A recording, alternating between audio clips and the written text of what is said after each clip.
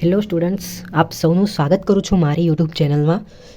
તો ફ્રેન્ડ્સ, આજના વિડીયોમાં આપણે જોઈશું એરર્સનું એસ્ટિમેશન આપણે કઈ રીતે કરીશું, તેમજ જે રીતે આપણે DDCETમાં સિલેબસ પ્રમાણે છે કે પ્રોપોગેશન એરર, તો એ બધું જે છે આપણે આના પહેલાંના વિડીયોમાં જે છે મિત્રો મેં તમને કહી દીધું હતું સ્લાઇડમાં કે આપણે સિસ્ટમેટિક એરર શું છે, રેન્ડમ એરર શું છે, તેમજ લિસ્ટ કાઉન્ટ એરર એ બધું શું છે. ઓકે, તો જસ્ટ આજે હું ઓવરવ્યૂ આપું છું એરરનો. તો તમે જુઓ એરર એટલે શું. તો જુઓ મિત્રો, માણસ જે છે ને એ માણસ માત્ર ભૂલને પાત્ર, બરાબર. તો માણસ જે છે ભૂલો કરે જ છે. તો આપણે કોઈ પણ મેઝરમેન્ટ લઈએ છીએ, જેમ કે સપોઝ કરો કે ટાઈમની કે પછી લેન્થની કે પછી માસની એટલે કે દ્રવ્યમાનની કોઈ પણ આપણે મેઝરમેન્ટ લઈએ છીએ તો ભૂલો તો થાય જ છે, કરેક્ટ. તો એરર શું કહેવા માંગે છે કે how ever hard we try, એટલે કે જેટલી પણ કોશિશ કરો એ છોડીને તો જતી જ રહેશે. આઈ મીન આપણે આને રિલેટિવ કરીએ કે ભાઈ however hard we try there is always some difference between measured value and true અથવા તો actual value of a quantity. કંઈ પણ તમે કરો ભૂલો તો રહેવાની છે. પછી જોઈએ એબ્સોલ્યુટ એરર. એબ્સોલ્યુટ એરર શું છે તમે જુઓ છો સિલેબસમાં, તો આ એબ્સોલ્યુટ એરરનો ટોપિક જ નથી. પણ મિત્રો આ બહુ ઇમ્પોર્ટન્ટ છે, આ સ્કીપ કરાયું નથી, દેટ્સ વાય મેં અહીંયા તમને એક્સપ્લેન કર્યું છે. તો એબ્સોલ્યુટ એરર શું છે, તો the magnitude of difference between true value and measured value of a quantity. એટલે કે સપોઝ કરો કે તમે કોઈ એક રોડની લેન્થ મેઝર કરો છો, ઓકે, અને તેની મેઝરમેન્ટ આવી 3.4 અને તેની એકચ્યુઅલ મેઝરમેન્ટ જે છે એ છે 3, બરાબર. તો આ બંનેનું જે ડિફરન્સ તમને જે મળશે તો એ જે છે આપણું એબ્સોલ્યુટ એરર કહેવામાં આવે છે.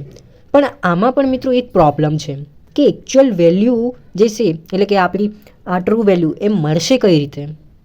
ઓકે, હમણાં જ મેં તમને કીધું કે તમે એકચ્યુઅલ વેલ્યુ જે છે ક્યારેય ફાઇન્ડ આઉટ કરી શકતા નથી. એટલે કે એરર તો જે છે એ હંમેશા આવવાની જ છે અને એરર જે છે હંમેશા નીકળશે જ, બરાબર.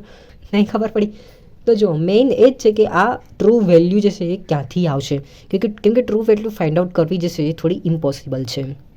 હવે જુઓ મિત્રો, અગર આપણને એબ્સોલ્યુટ એરર ફાઇન્ડ આઉટ કરવી હોય તો હું તમને એક એક્ઝામ્પલ આપીને સમજાવું છું કે કોઈ એક પ્રીતિ નામની છોકરી છે, બરાબર. તો આ પ્રીતિ નામની છોકરીની પાછળ 5-6 છોકરાઓ જે છે પડ્યા છે, ઓકે. અને એ પ્રીતિ નામની છોકરીની કન્ડિશન એવી છે કે એને કોઈએ ફેસ હજી લગી બતાડ્યો નથી. સપોઝ કરો કે કોઈ એક છોકરો છે એને ફક્ત પોતાનું મોઢું બતાડ્યું છે, બીજા કોઈ એક છોકરાને આંખો બતાડેલી છે, ત્રીજા વાળાને ફક્ત એના ગાલ બતાડેલા છે. તો આવી રીતે દરેકને જે છે અલગ અલગ પાર્ટ્સ બતાડેલા છે, પણ કોઈને મોઢું જે છે બતાડ્યું નથી. તો આપણે એબ્સોલ્યુટ એરર કઈ રીતે ફાઇન્ડ આઉટ કરશું, મતલબ કે એનો ચહેરો કઈ રીતે બનાવીશું. તો આપણે એ બધા નમૂનાને એડજસ્ટ કરી લઈએ. જેને આંખ જોઈ હોય તો એને ઊભા કરી દઈએ, બીજા કોઈ નાક જોઈ હશે તો એને ઊભું કરી લઈએ, ત્રીજાને કોઈએ વાળ જોયા હશે તો એને ઊભું કરી લઈએ. તો આવી રીતે આમ બધાનું જે છે એવરેજ જે છે આપણે એ મેડમનું આપણે ફેસ જે છે બનાવી લઈએ. તો આવી રીતે આપણે જે કરશું ને એને કહીશું આપણે એબ્સોલ્યુટ એરર. તો મારે અગર લખવું હોય તો હું આવી રીતે લખી શકું, let a quantity measured n times. તો હું એવી રીતે લખી શકું, the measurements are x1, x2, x3 and so on xn સુધી. તો આ xn શું છે, તો આપણે જેમ ડિફરન્ટ માણસોને ઊભા કર્યા હતા કે ભાઈ તું આનું આંખ દોર, તું આના નાક દોર, એ રીતે આવેલા મેઝરમેન્ટ્સ છે, ઓકે. તો આપણને મેઇન તો શું ફાઇન્ડ આઉટ કરવાનું છે, ટ્રુ વેલ્યુ, કરેક્ટ. તો હું લખીશ કે ટ્રુ વેલ્યુ કે પછી એકચ્યુઅલ વેલ્યુ કહો, બરાબર. એ શું છે એને સપોઝ કરો XM છે, કાં તો પછી એને x ગણી લો, ઓકે. x છે એ શું થશે, આયરું જે આપણે ઉપર લખ્યું ને measurements x1 plus x2 plus x3 and so on xn સુધી, રાઈટ. એના ભાગ્યા n quantity measure n time, જેટલી વખત આપણે મેઝર કર્યા હશે, ઓકે. તો એને આપણે શું કહેવામાં આવે છે, ટ્રુ વેલ્યુ. આ વસ્તુ જે છે પૂછાવી શકે છે, નોટ કરી રાખજો. તો મિત્રો આમ આપણે એકચ્યુઅલ વેલ્યુ જે છે ફાઇન્ડ આઉટ કરી શકાય છે, કરેક્ટ. મેઇન તો શું છે, આપણને એબ્સોલ્યુટ એરર ફાઇન્ડ આઉટ કરવાનું છે. તો એબ્સોલ્યુટ એરર શું છે, તો જેમ મેં તમને કીધું એબ્સોલ્યુટ એરર એ ડિફરન્સ છે કોનો, તો એ ટ્રુ વેલ્યુ અને મેઝર વેલ્યુનો. તો હવે સપોઝ કરો આની એકચ્યુઅલ વેલ્યુ જે છે x આવી, કરેક્ટ. પણ એક વસ્તુ યાદ રાખજો કે એબ્સોલ્યુટ એરરને આપણે હંમેશા ડેલ્ટા વડે એને રિપ્રેઝેન્ટ કરીએ છીએ. તો delta x1 is equal two થશે x માઇનસ x1. આમ ટ્રુ વેલ્યુ અને જે આપણે દરેકના મેઝરમેન્ટ લીધા તો આ બંનેનું શું છે, ડિફરન્સ છે, રાઈટ. જ્યારે આપણે ફર્સ્ટ વખત મેઝર કરીશું એટલે આપણું x1 આવ્યું અને આપણી ટ્રુ વેલ્યુ જે છે એ છે x છે, રાઈટ. તો આમ અગર મારે બીજી બધી વેલ્યુને ફાઇન્ડ આઉટ કરવી હોય, ડેલ્ટા x2 બરાબર x માઇનસ x2, એવી જ રીતે ડેલ્ટા x3 બરાબર x minus x3 and so on delta xn બરાબર x માઇનસ xn, રાઈટ. તો આમ આપણી આ જે એબ્સોલ્યુટ એરર જે આવી એ મિત્રો પોઝિટિવમાં પણ હોઈ શકે કાં તો પછી નેગેટિવમાં પણ હોઈ શકે છે. ત્યારબાદ આપણે જોઈએ મીન એબ્સોલ્યુટ એરર. તો આ મીન એબ્સોલ્યુટ એરર શું છે, તો કે જેટલી પણ એરર થવાની છે તો એ બધાનું એવરેજ છે, પરંતુ આમાં આપણે મોડ લગાવવાનું છે. તો મીન એબ્સોલ્યુટ એરરને આપણે ડેલ્ટા એક્સ વડે રિપ્રેઝેન્ટ કરીએ. ઓકે, તો મીન એબ્સોલ્યુટ એરર એટલે શું, તો કે દરેકનો આપણે મોડ લગાવી દઈએ. જેમ કે આનું ડેલ્ટા x1 આવ્યો તો એનો મોડ પ્લસ મોડમાં ડેલ્ટા x2 વત્તા મોડમાં ડેલ્ટા x3, આવું જેટલું પણ આવશે એવરેજ, ઓકે, xn સુધી, એના ડિવાઈડ બાય n. તો આમ આપણે મોડ લગાવીએ છીએ તો એનાથી બેનિફિટ શું છે, તો કે મોડ લગાવવાથી જે પોઝિટિવ વેલ્યુ જે આપણને મળશે એ તો પોઝિટિવ જ રહેવાની છે, પરંતુ એની સાથે સાથે ઇન કેસ અગર નેગેટિવ વેલ્યુ આમાં આવે તો એ પણ જે છે પોઝિટિવમાં ફેરવાઈ જશે. એટલે આ મોડ લગાવવાથી એ ફાયદો છે. ઓકે, ત્યાર પછી આપણે જોઈએ રિલેટિવ એરર, કે જેને આપણે ફ્રેક્શનલ એરર પણ કહેવામાં આવે છે. ઓકે, જો આ રિલેટિવ એરર જે છે એ તમને DDCETના સિલેબસમાં આવે છે. ઓકે, તો રિલેટિવ એરર શું છે, તો કે રિલેટિવ એરર કે પછી ફ્રેક્શનલ એરર શું છે, તો કે બંનેનો ડિફરન્સ છે. કોનો, તો કે આયરો આપણે મીન એબ્સોલ્યુટ એરર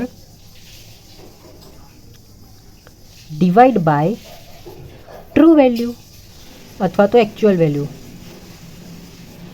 તો અગર આને મારે રિપ્રેઝેન્ટ કરવું હોય તો એબ્સોલ્યુટ એરર, જો આપણી મીન એબ્સોલ્યુટ એરર શું છે, ડેલ્ટા એક્સ છે. ઓકે, અને ટ્રુ વેલ્યુ કે જેને આપણે એક્સ કહેતા હતા, રાઈટ, તો એ છે એક્સ. ત્યારબાદ લાસ્ટમાં આવે છે પર્સન્ટેજ એરર. તો પર્સન્ટેજ એરર શું છે, તો આપણને આ જે રિલેટિવ એરર મળી છે, બરાબર, જે આપણી રિલેટિવ એરર જે છે એના ગુણ્યા 100, તો આપણને પર્સન્ટેજ એરર જે છે મળી જશે. તો મને આના ફોર્મેટમાં લખવું હોય તો delta x upon x into 100.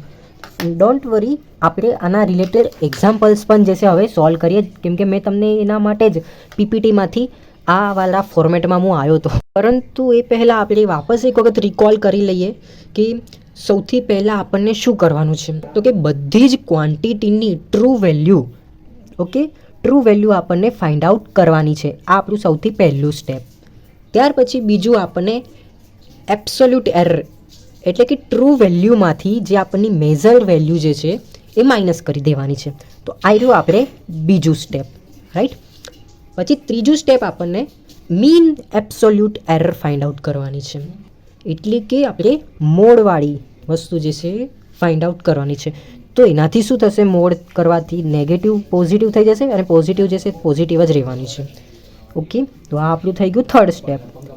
ત્યાર પછી આપણું ચોથું સ્ટેપ છે એ છે રિલેટિવ એરર્સ, કે જેટલી પણ મીન એરર હોય તેના ભાગ્યા ટ્રુ વેલ્યુ કરી દેવાની.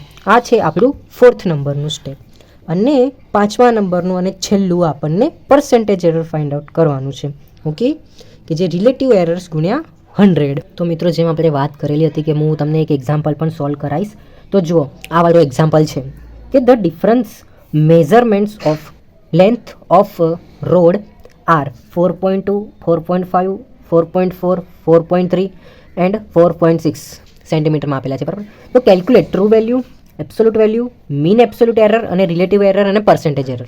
ઓકે, તો આ બધું જે છે આપણે ફાઇન્ડ આઉટ કરી લઈએ. તો આપણને સૂત્ર જે છે એ બધા ખબર જ છે. તો સૌથી પહેલાં આપણે એપ્લાય કરીએ ટ્રુ વેલ્યુનું ઇક્વેશન.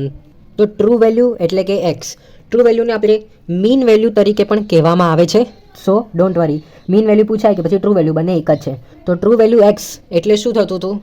આમાં તમે જુઓ તો બધાનો સરવાળો એના ભાગ્યા જેટલી રકમ હોય એટલું, બરાબર. તો બધાનો સરવાળો વિચ મીન્સ કેટલી વેલ્યુ છે? 1 2 3 4 5. તો x1 plus x2 plus x3 plus x4 plus x5 divide by 5. Okay, તો અહીંયા જુઓ મેં દરેકની વેલ્યુ લખી દીધી છે. 4.2 plus 4.5 plus 4.4 plus 4.3 plus 4.6 divide by 5. Okay, એના હવે આપણે આ બધાનો સરવાળો કરશું.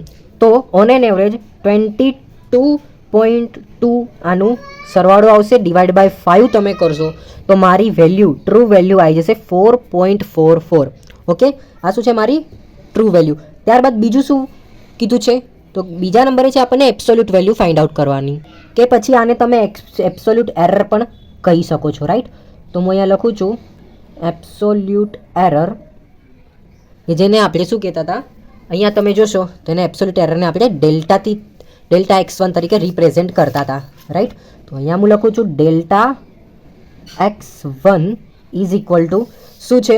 તો કે આ વાળી આપણી જે વેલ્યુ આવેલી છે, બરાબર, ટ્રુ વેલ્યુ અથવા તો એકચ્યુઅલ વેલ્યુ, એના ભાગ્યા જેટલી વેલ્યુ આવેલી આપેલી છે એ, કરેક્ટ. તો delta x1 is equal two x minus x1.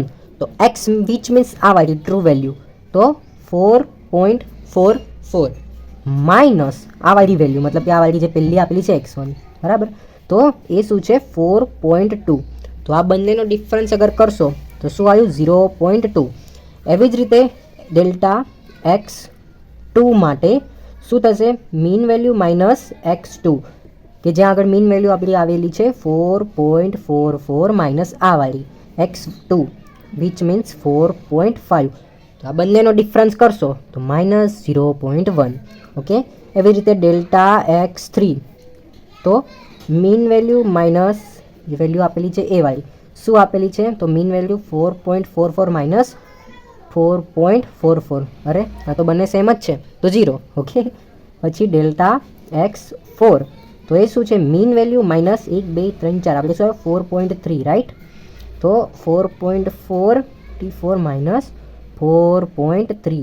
તો આમ એનું કરશો તો શું આવ્યું? 0.1, રાઈટ.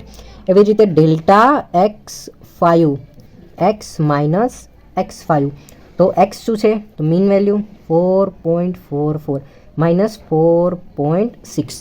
તો આમ આપણે કહ્યું માઇનસ 0.2, કરેક્ટ. ત્યારબાદ શું કીધું છે? Mean absolute error.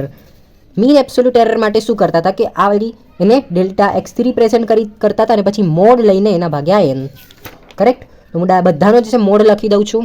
જુઓ મિત્રો, મેં અહીંયા mean absolute error delta x is equal to મોડમાં ડેલ્ટા x1 પ્લસ મોડમાં ડેલ્ટા x2 પ્લસ મોડમાં ડેલ્ટા x3 પ્લસ મોડમાં ડેલ્ટા x4 પ્લસ મોડમાં delta x divide by n. તો ડેલ્ટા x1 શું છે? એબ્સોલ્યુટ એરર x1 એ છે 0.2 પ્લસ આ શું છે? માઇનસ 0.1. હવે આ મોડ છે એમાં મેં તમને કીધું હતું કે પોઝિટિવ વેલ્યુ હોય તો એ તો પોઝિટિવ જ રહેશે, પણ જેમ નેગેટિવ વેલ્યુ જે છે એ પણ પોઝિટિવ થઈ જશે. સો 0.1 પ્લસ 0 પ્લસ 0.1 અને પ્લસ અહીંયા વાપસ માઇનસ 0.2 છે, એ થઈ જશે તમારું 0.2. એના ભાગ્યા કેટલી વેલ્યુ છે? તો કે 1 2 3 4 5, 5 વેલ્યુ છે તો હું 5 લખી દીધી. હવે આ બધાનું તમે સમેશન કરશો 0.6 વેલ્યુ આવશે. તો જુઓ મિત્રો, 0.6 ડિવાઈડ બાય 5 કરશો ને તો તમને વેલ્યુ જે છે 0.12 આવશે.